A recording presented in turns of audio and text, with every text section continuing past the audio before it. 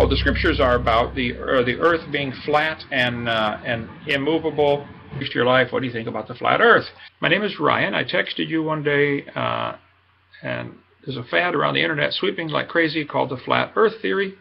They claim the NASA photographs are fake or character generated.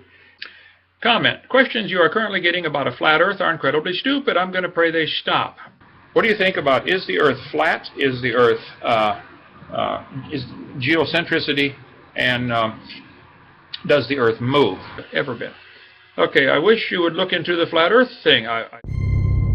This is not something I want to get into.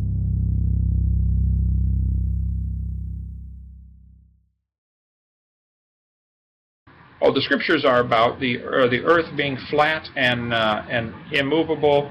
And okay, what do you think about, is the earth flat? Is the earth is geocentricity? And does the earth move? Okay, well, I think I understand and have heard all the arguments against the current teaching that the earth is round and the earth does go around the sun, and I would say I am very strongly in the camp that the earth is round and the earth goes around the sun, the heliocentric theory as it's called.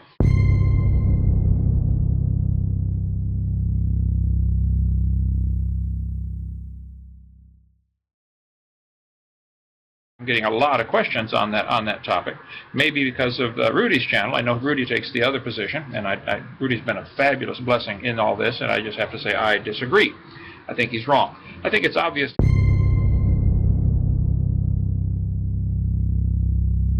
to anyone that the earth has to be round, not flat, for all kinds of reasons.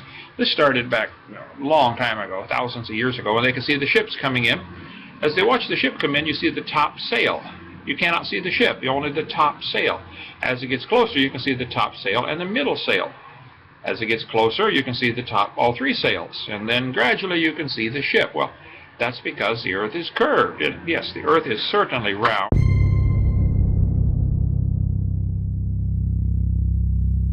They say that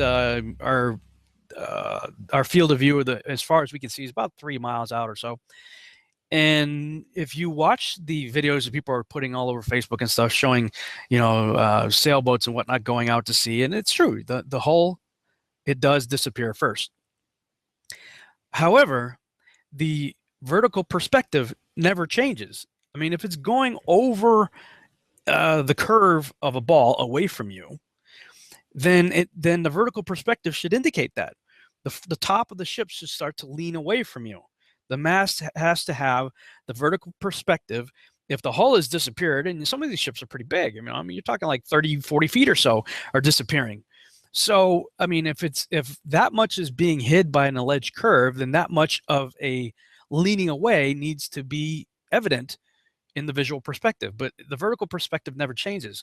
There's videos out there showing people zooming across water, looking at New York City from 20 miles away.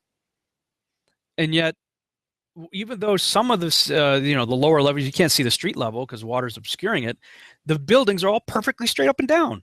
And I think A, I don't believe this flat earth stuff at all. B, I think it would be a real deterrent to the gospel for somebody to go around and start preaching that now, that the earth is flat. I say, I'm sorry, you're absolutely wrong, and that would be a silly distraction from the gospel. Don't teach that.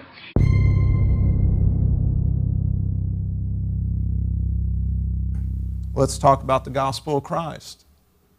The gospel that saves us today is in 1 Corinthians 15, verse 1.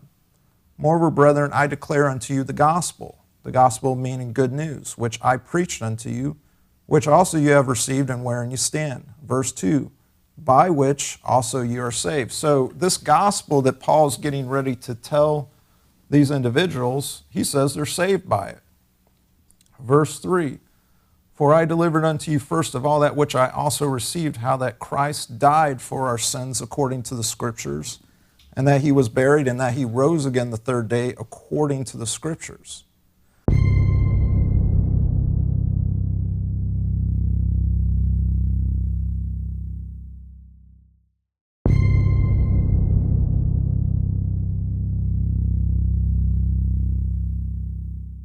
As far as the geocentric position, I know there's and I got 20 books on my shelf, and thank you for sending them to me, and all kinds of videos on this topic. I disagree. I don't want to get into that.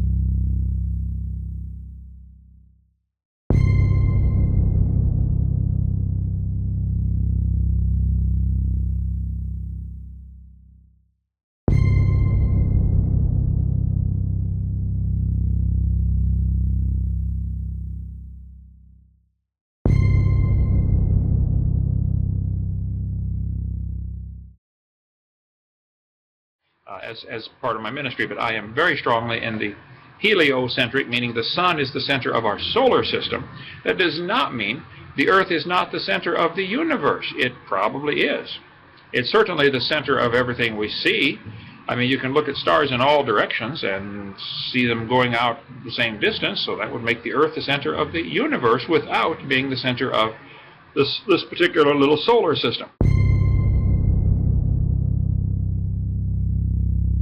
I don't see a problem with that at all.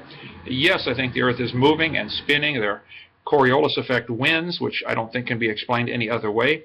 There are ocean currents, like the Gulf current, Gulf of Mexico. Everything north of the equator, large bodies of water, Gulf of Mexico, North Atlantic, North Pacific, have a slow swirl to them where they're swirling clockwise. Whereas the oceans and large bodies of water south of the equator have a counterclockwise spin. This is best explained with the Earth spinning. In addition to the, like I said, the Coriolis wind effects, and there are all kinds of things you can study in any earth science book.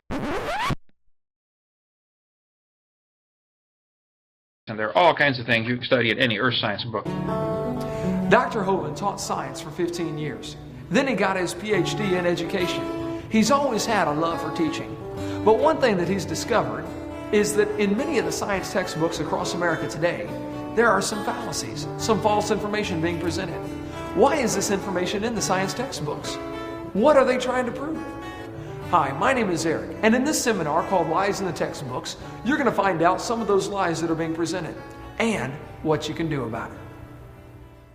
And there are all kinds of things you can study in any earth science book. Welcome to our seminar tape number 4 on lies in the textbooks. And there are all kinds of things you can study in any earth science book. And I'm concerned that what kids are being taught in our classroom is simply not true. There are some lies in our textbooks. In our first few seminar tapes, we talk about a variety of lies in the books. Now, and there are all kinds of things you can study in any earth science book. I like science. I'm not against science. I collect science textbooks. I have actually hundreds of them, and I really, really like science. But I'm concerned there are some things in these books that just simply are not true. And I will not be easily persuaded. I don't think I'll be persuaded at all away from the heliocentric theory that the Earth goes around the sun, and that the Earth does indeed spin.